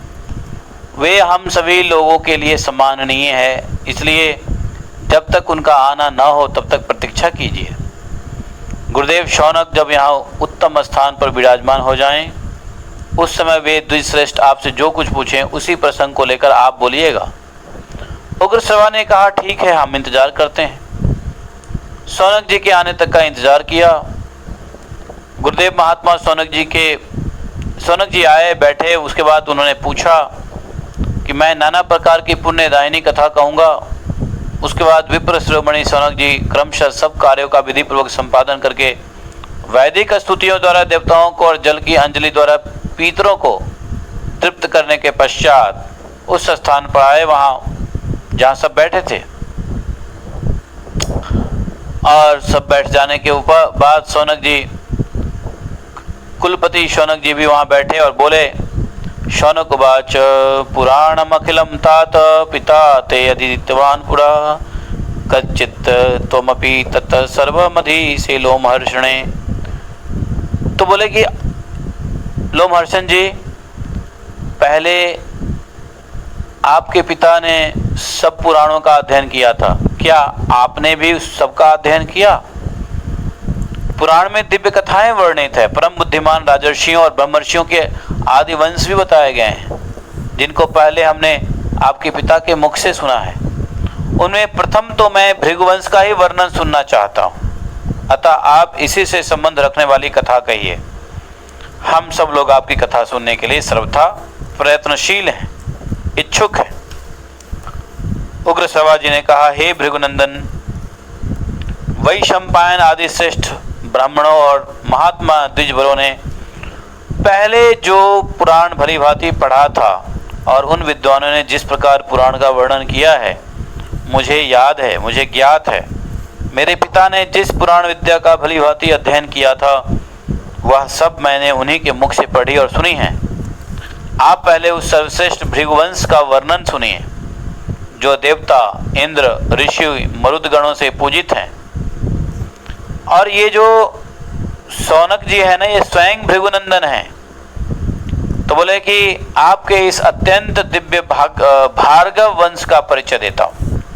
यह परिचय अद्भुत और युक्त जो होगा ही और पुराणों के आश्रय से भी संयुक्त होगा। हमने सुना है कि स्वयंभू ब्रह्मा जी ने वरुण के यज्ञ में महर्षि भगवान भृगु को अग्नि से उत्पन्न किया था और भृगु के अत्यंत प्रिय पुत्र च्यवन हुए, जिन्हें भार्गव भी कहते हैं। तो भृगु के पुत्र भार्गव कहलाए। च्यवन के पुत्र का नाम क्या था? प्रमति। देखो, हम लोग कथा में प्रवेश कर गए हैं। च्यवन के पुत्र का नाम था प्रमति, जो बड़े धर्मात्मा थे। प्रमति के पुत्र हुए घृताची नामक अप्सरा के गर्भ से रुरु नामक पुत्र का उत्पन्न जन्म हुआ। रुरु, हम लोगों ने अभी अभी 9वें स्कंद में इसका वर्णन सुना है। रुरु है, ये अप्सरा के गर्भ से, घृताची अप्सरा के गर्भ से। रुरु के पुत्र कौन थे? शुनक, जिनका जन्म ब्रह्मद्वार के गर्भ से हुआ। और शुनक वेदों के पारंगत विद्वान और धर्मात्मा थे। वे आपके पूर्व पितामह थे। वे तपस्वी, यशस्वी, शास्त्रज्ञ, ब्रह्मवेत्ताओं में श्रेष्ठ, धर्मात्मा, सत्यवादी, मन इंद्रियों को वश में कर रखने वाले थे। उनका आहार विहार नियमित और परिमित था। शौनक जी बोले, अच्छा, तो मैं पूछता हूं कि महात्मा भार्गव का नाम च्यवन कैसे प्रसिद्ध हुआ, यह बताइए।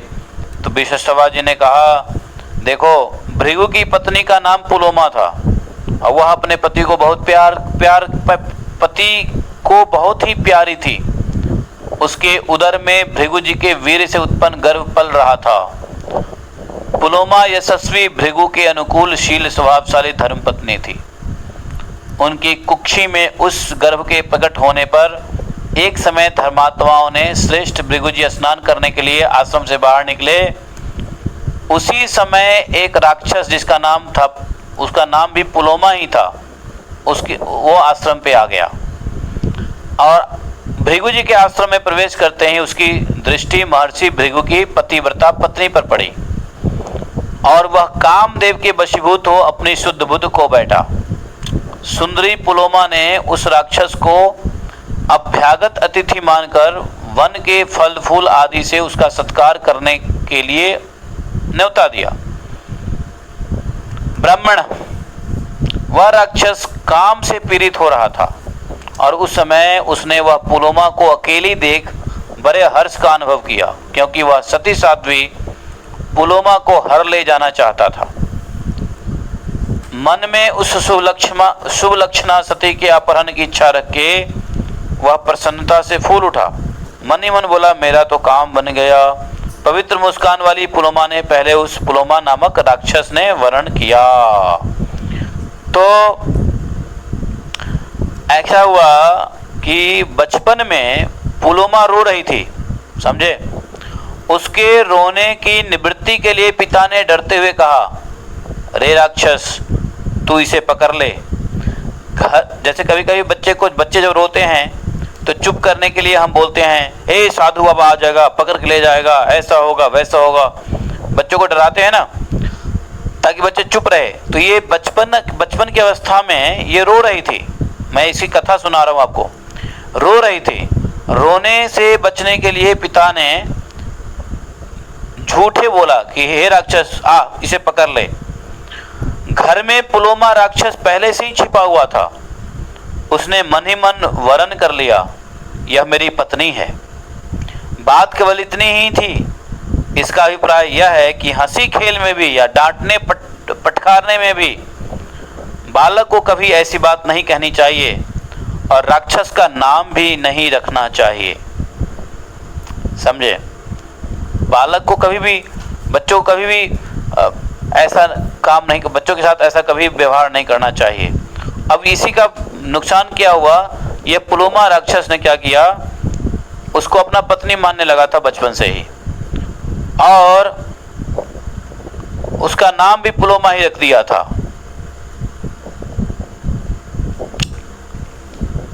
और पुलोमा राक्षस ने पुलोमा का वर्ण किया।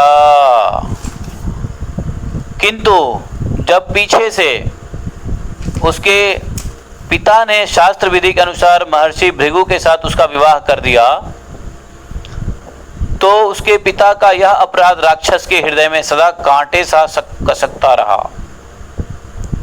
यही अच्छा मौका है, ऐसा विचार कर उसने उस समय पुलोमा को हर ले जाने का पक्का निश्चय कर लिया। इतने ही में राक्षस ने देखा अग्निहोत्र गृह में अग्निदेव प्रज्वलित हो रहे हैं। तब पुलोमा ने उस समय उस प्रज्वलित अग्नि से पूछा, अग्निदेव मैं सत्य की शपथ देकर पूछता हूँ, बताओ यह किसकी पत्नी है। ये जो अग्नि प्रज्वलित हो रहा था उनके आश्रम में, भृगु जी के आश्रम में, भृगु जी कौन थे, क्या नाम था उनका, भृगु। तो वह पुलोमा राक्षस जाके अग्नि से पूछा कि सत्य बताइए कि यह किसकी पत्नी है। और उन्होंने कहा, मुखम तमसि देवानाम वद पावकम पृक्षते मया ही अमृता पूर्वम भार्यर्थे वरवारिणी। हे अग्नि, हे पावक, आप देवताओं के मुख हो, इसलिए मैंने जो पूछा है ठीक ठीक बताओ। पहले तो मैंने ही इस सुंदरी को अपने पत्नी बनाने के लिए वर्ण किया था, किंतु बाद में असत्य व्यवहार करने वाले इसके पिता ने भृगु के साथ विवाह कर दिया। यदि यह एकांत में मिली हुई सुंदरी भृगु का भार्या है तो वैसी बात सच सच बता दो, क्योंकि मैं इसे इस आश्रम से हर ले जाना चाहता हूँ, हर किडनैप करना चाहता हूँ।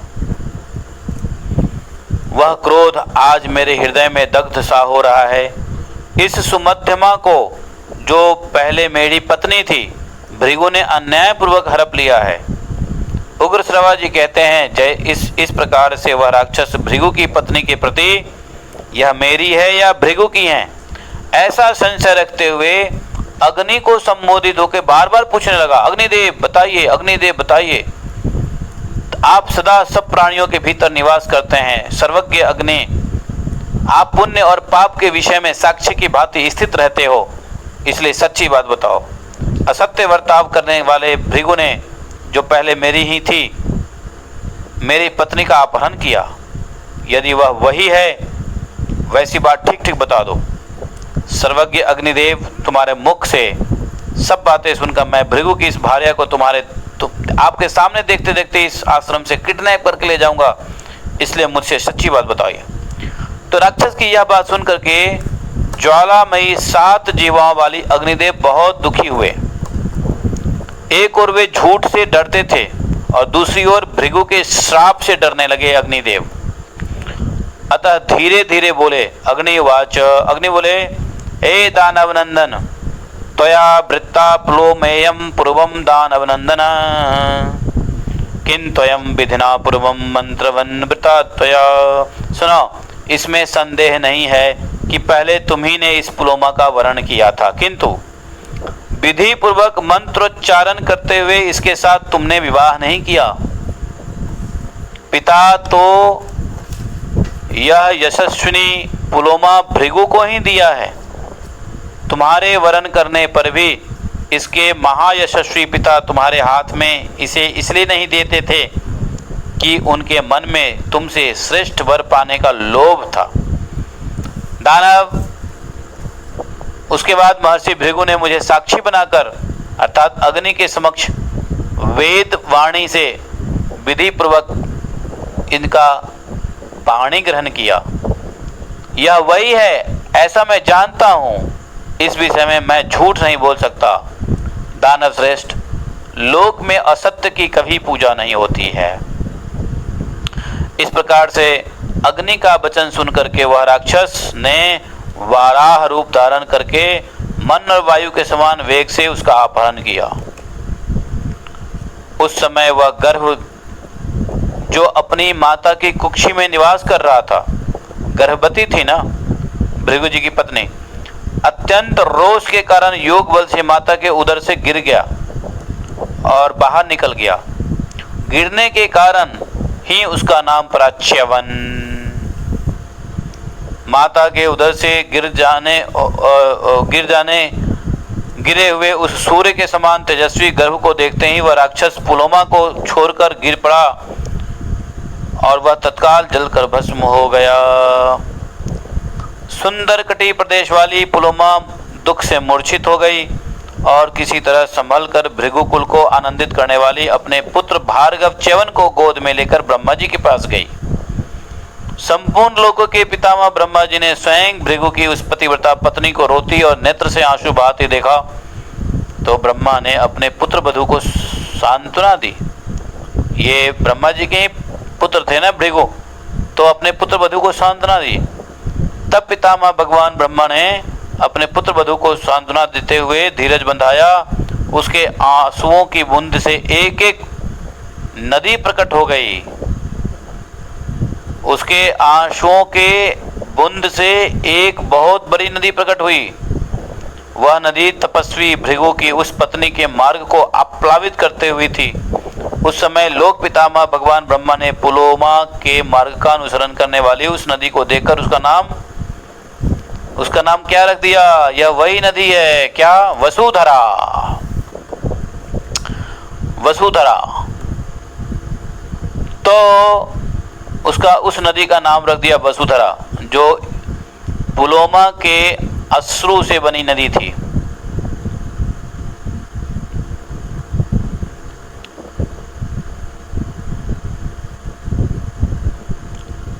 और यह नदी अपने पुत्र च्यवन के आश्रम से प्रवाहित होती थी। इस प्रकार भृगुपुत्र प्रतापी च्यवन का जन्म हुआ। उसके बाद पिता भृगु ने वहां अपने पुत्र च्यवन तथा पत्नी पुलोमा को देखा। सभी बातें जानकर उन्होंने पत्नी भार्या पुलोमा से कुपित होकर पूछा। जब उनको पता चला कि इसको किडनैप कर लिया था पुलोमा नाम के राक्षस ने, तो गुस्से में बोला, अरे तुम्हें किडनैप करने की इच्छा से आए हुए उस राक्षस को किसने तुम्हारा परिचय दे दिया? कौन बताया कि तुम वही हो? मनोहर मुस्कान वाली मेरी पत्नी तुझ पुलोमा को वह राक्षस नहीं जानता था। किसने बताया कि तुम ही पुलोमा हो? बताओ, ठीक ठीक बताओ। आज मैं क्रोधित होकर अपने उस अपराधी को श्राप दे दूंगा। कौन मेरे श्राप से नहीं डरता? किसके द्वारा यह अपराध हुआ है?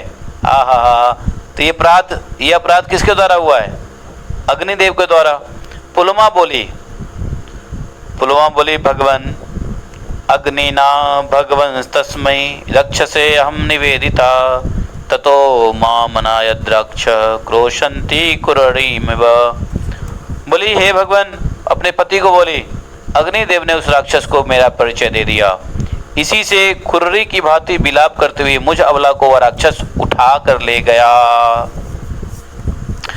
आपके इस पुत्र के तेज से मैं उस राक्षस के चंगुल से छूट सकी। राक्षस मुझे छोड़कर गिरा और जलकर भस्म हो गया।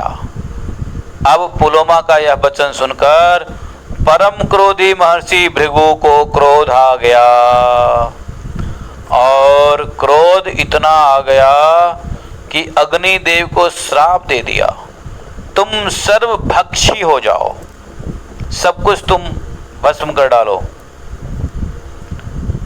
इस प्रकार से अब भृगु जी तो हैं ही बड़े क्रोधी।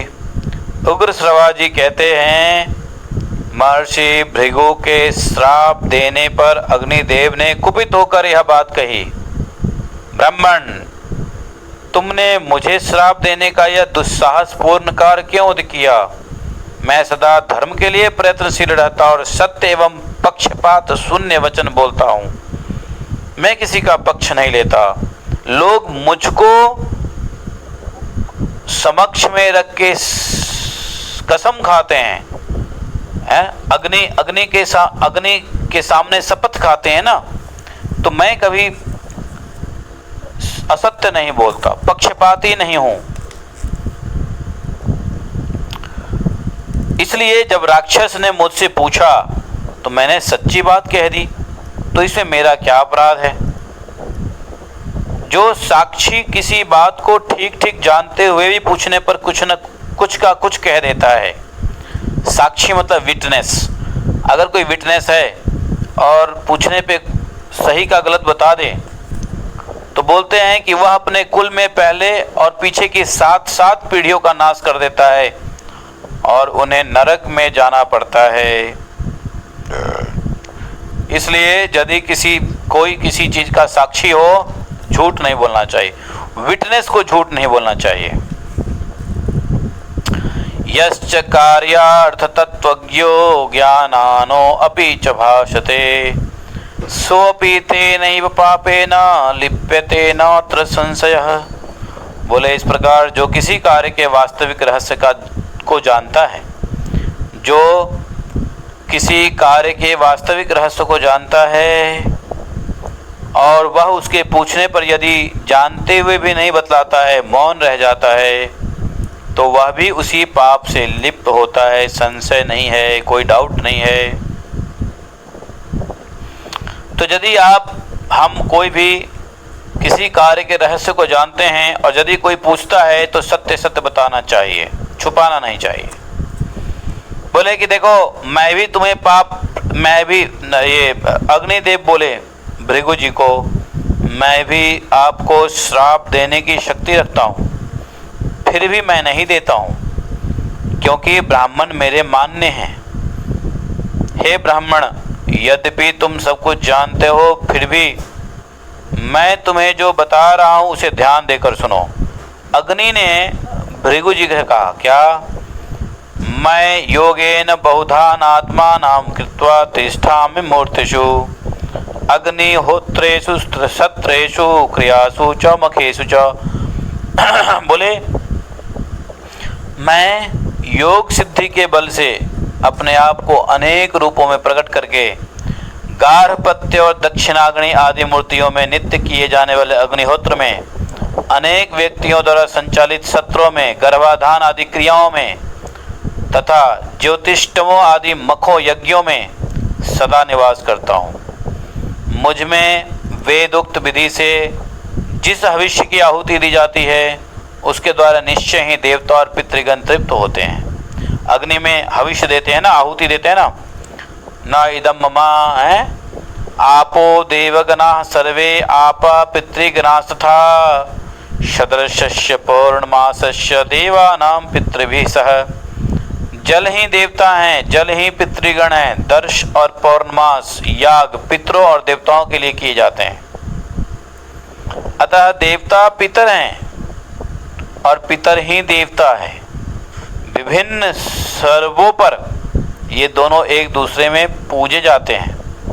बहुत सारे पर्वों पर नहीं, पर्व त्योहारों पे देवता पितर पूजे जाते हैं, अलग अलग भी, कभी कभी अलग अलग भी। बोले कि मुझ में जो आहुति दी जाती है, अग्निदेव बोले, मुझ में जो आहुति दी जाती है उसे देवता और पितर दोनों भक्षण करते हैं। इसलिए मैं देवताओं और पितरों का मुख जाना जाता हूँ। अमावस्या को पितरों के लिए और पूर्णिमा को देवताओं के लिए मेरे मुख से ही आहुति दी जाती है। देखो, अमावस्या का जो उपवास करते हैं ना, जैसे किसी का पितर अगर कुपित हो गया है, पितरी कुपित हो गए हैं, तो अमावस्या का आप फास्टिंग करो, हवन करो। और यदि देवता यदि रुष्ट हैं तो पूर्णिमा का व्रत करके और पूर्णिमा के दिन अग्निहोत्र करिएगा, तो उससे पूर्णिमा अर्थात देवता सब प्रसन्न हो जाएंगे। तो बोले कि देखो, मैं तो अमावस्या के दिन पितरों के लिए और पूर्णिमा के दिन देवताओं के लिए मेरे मुख में जो आहुति दी जाती है, और उस आहुति के रूप में प्राप्त हुए भविष्य का जो वे देवता और पितर उपभोग करते हैं, सर्वभक्षी होने पर भी मैं इन सब का मुंह कैसे हो सकता हूँ? अगर मैं सर्वभक्षी हो जाऊंगा तो इनका मुंह कैसे हो जाऊंगा फिर? उसके बाद अग्निदेव ने कुछ सोच विचार करके ब्राह्मण के अग्निहोत्र, यज्ञ, सत्र आदि संस्कार संबंधी क्रियाओं में से अपने अपने को समेट लिया। और फिर तो अग्नि के बिना समस्त प्रजा ओंकार, वषटकार, स्वधा, स्वाहा आदि से वंचित होकर अत्यंत दुखी हो गए। तब महर्षिगण अत्यंत उद्विग्न हो देवताओं के पास जाकर बोले, हे देवगण, अग्नि के अदृश्य हो जाने से अग्निहोत्र आदि संपूर्ण क्रियाओं का लोप हो गया है। इससे तीनों लोकों के प्राणी किम कर्तव्य विमूढ़ हो गए हैं। भाई, अग्नि नहीं हो तो क्या करेगा?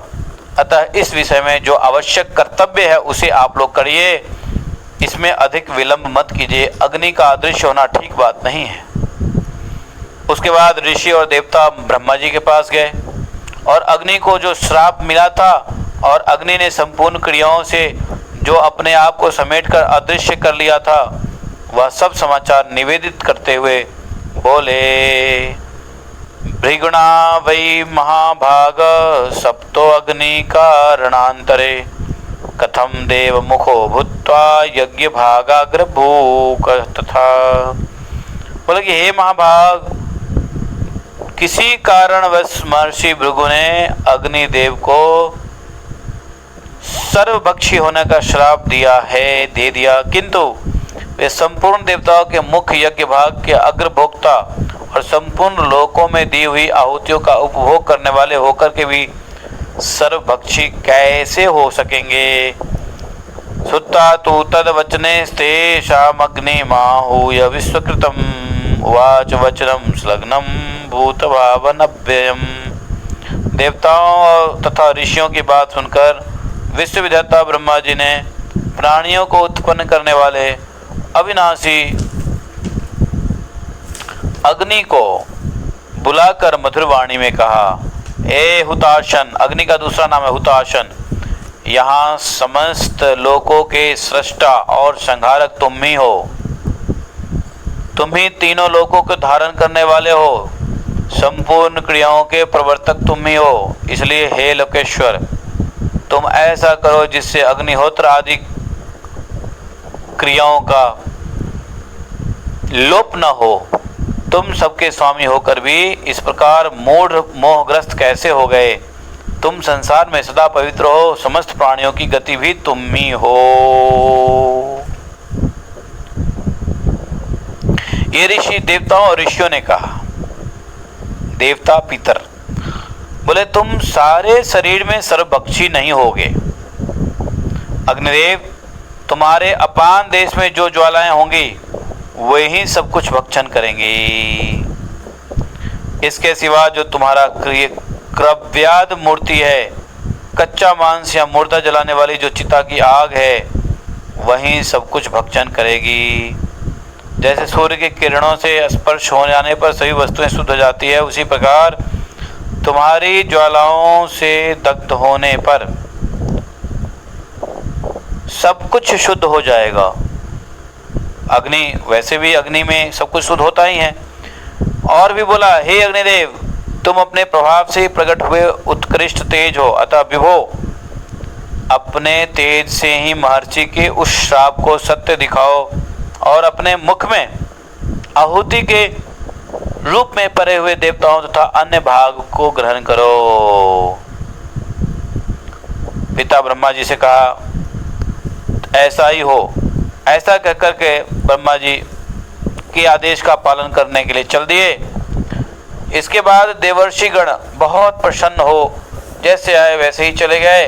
फिर ऋषि महर्षि भी अग्निहोत्र आदि सभी कार्यों में पहले की तरह लग गए। देवलोक स्वर्गलोक में आनंदित हो गए, देवता लोग स्वर्गलोक में, और इस लोक के समस्त प्राणी भी बड़े प्रसन्न हुए।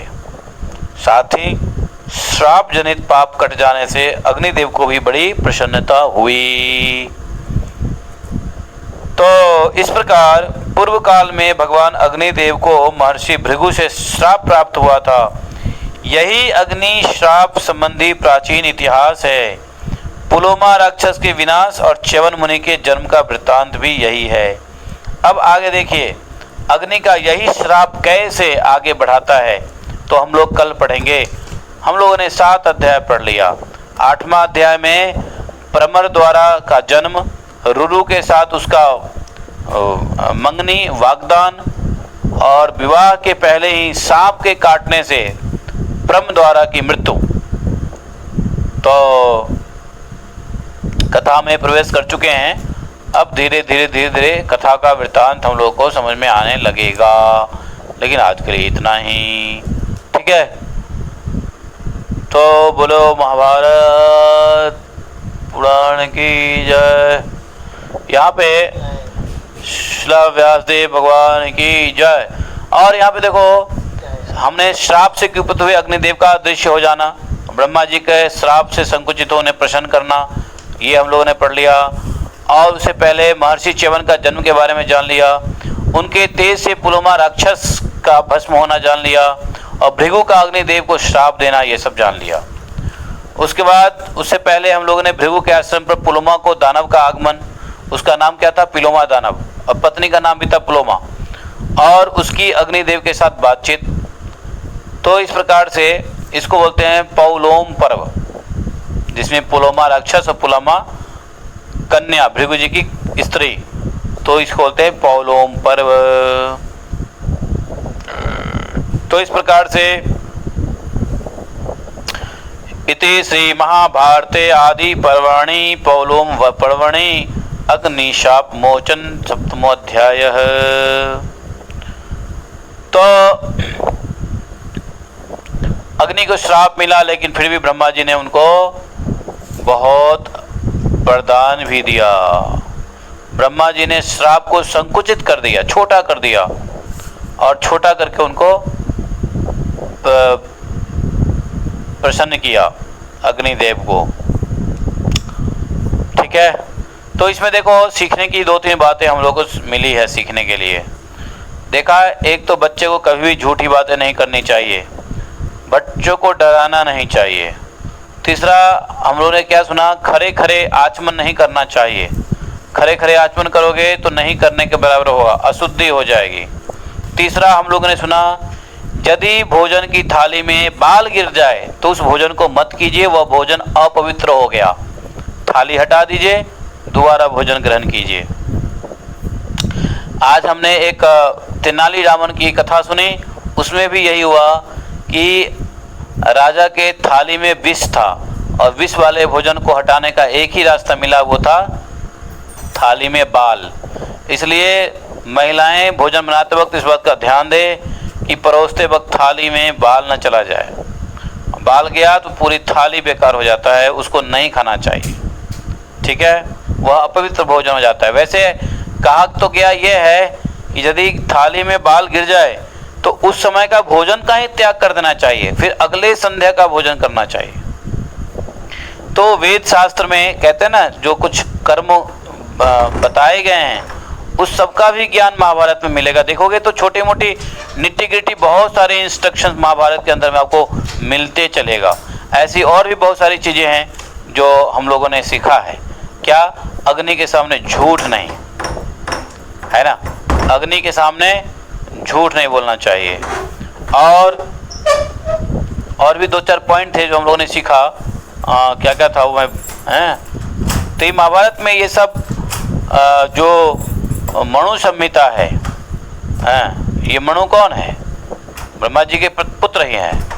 तो उन्होंने जो आचार संहिता दिया है उसका भी पूर्णतया व्यवहारिक रूप से महाभारत में हम लोग को सीखने को मिलने वाला है। वैसे आगे चल के मैं ऐसे ऐसे पॉइंट्स को अलग से नोट करवा दूंगा या मैं अंडरलाइन कर दूंगा ताकि मैं भी ना भूलूं। तो देखा, इस प्रकार से जो है ना बहुत सारी चीज़ें कथा से ही निकल के आता है। अब बताओ, इसी चीज़ों को पढ़ने के लिए वेद है। अब वेद को कौन पढ़े, वेद के श्लोक को कौन समझे, वेद का अधिकारी है नहीं है, कौन डिसाइड करे? तो इसलिए महाभारत को कहते हैं क्या है? स्मृति। श्रुति होता है वेद और स्मृति होता है रामायण व महाभारत। ठीक है, तो श्रुति और स्मृति, तो ये स्मृति है, अर्थात इसमें जो पढ़ोगे वो स्मरण रहेगा, लेकिन वेद में जो पढ़ोगे वो हो सकता है स्मरण नहीं रहेगा। क्यों? क्योंकि वेद पूरा संस्कृत के श्लोक और संस्कृत के ऋचाओं के द्वारा वर्णित किया गया है, जिसको व्यक्ति भूल सकता है, व्याकरण भूल सकता है।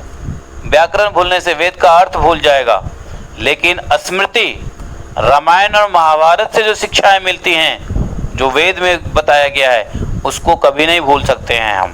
अब बताओ, आज के बाद कभी भूलोगे कि भोजन में यदि बाल हो तो उसको नहीं खाना चाहिए? नहीं भूलोगे। क्यों? क्योंकि स्मृति से हमको यह बात हमारे स्मरण में आ गया। वेद का फॉर्मूला रटने और याद रखने से कोई फायदा नहीं है, कि जैसे फॉर्मूला भूले सब भूल जाएंगे। तो श्रुति और स्मृति में श्रुति है वेद, स्मृति है रामायण महाभारत। ठीक है, और भी बहुत सारे पॉइंट्स हमने बीच बीच में पढ़े हैं जो शिक्षाप्रद है। तो देखो, एक बात मैं शुरू में बता दे रहा हूँ, महाभारत जब कभी सुनिए तो ऐसे पॉइंट्स को दिमाग में अटका लीजिए या नोट कर लीजिए या हृदय में बिठा लीजिए। ओ, ये हमने नहीं करना है, ये हमने करना है, ये हमने नहीं करना है, समझे? इसलिए खड़े खड़े कभी आचमन मत कीजिए, खड़े खड़े पानी मत पीजिए। खड़े खड़े पानी पीना का मतलब है कि आपको नहीं पीने जैसा है। खड़े खड़े पानी पीने का कोई फायदा नहीं होता है, न खड़े खड़े आचमन करो, ये भी यहाँ पे अभी हम लोगों ने सीखा। ठीक है, और भी बहुत सारी छोटी मोटी बातें थी।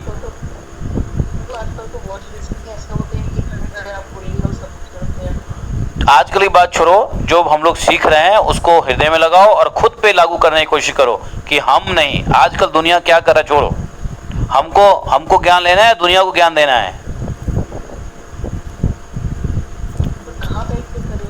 कहाँ बैठ करेंगे? जहाँ भी आपको जगह मिल रहा है वहीं बैठ जाओ। क्या पानी पीने का जगह, बैठने का जगह नहीं मिलता है क्या? नहीं,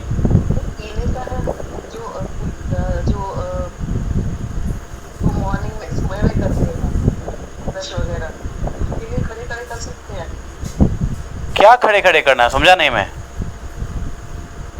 वो जो ब्रश वगैरह करते हैं, हाँ, ब्रश वगैरह देखो, ब्रश जो है, ब्रश वैसे देखा जाए तो दातुन भी बैठ के करना चाहिए, लेकिन यहाँ पे खासकर हमने सुना जलपान अर्थात आचमन या मुख से जल को अंदर डालना हो तो बैठ के डालना है, ऐसा ये यहाँ पे हम लोगों ने सीखा। हाँ, बाकी ब्रश पता नहीं। वैसे तो दंत धावन जो कहते हैं, दंत जो शुद्धि होती है वो सब बैठ के ही होता है। जो शौच जितने भी हैं, शौच क्रियाएं बैठ के होता है।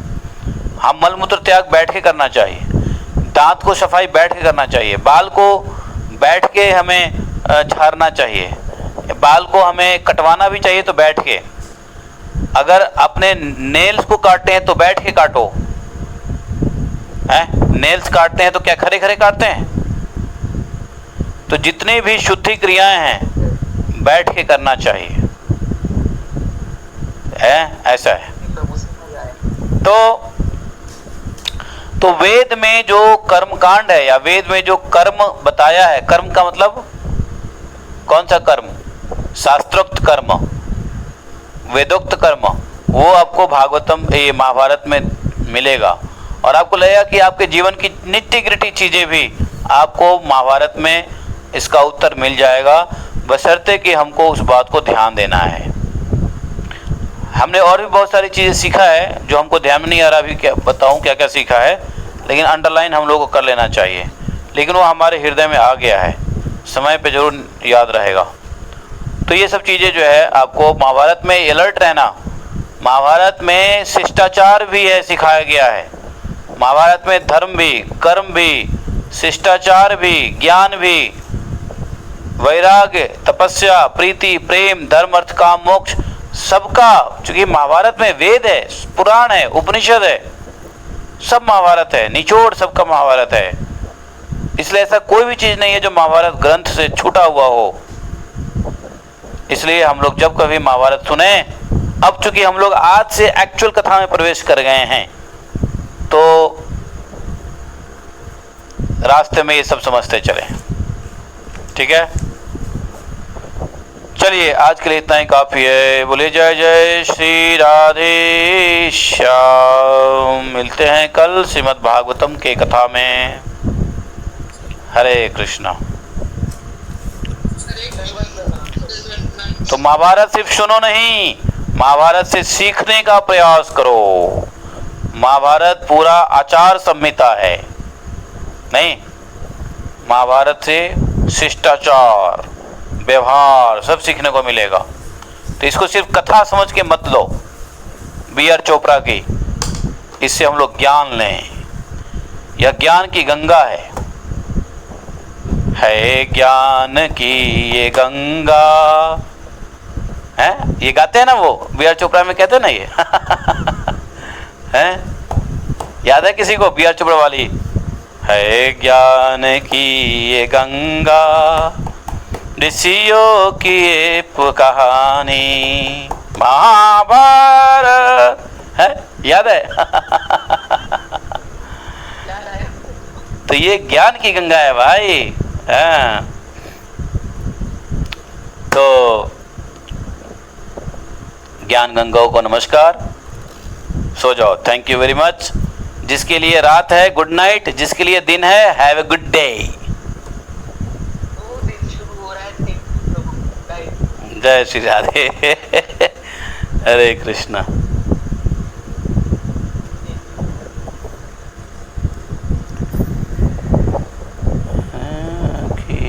कहानी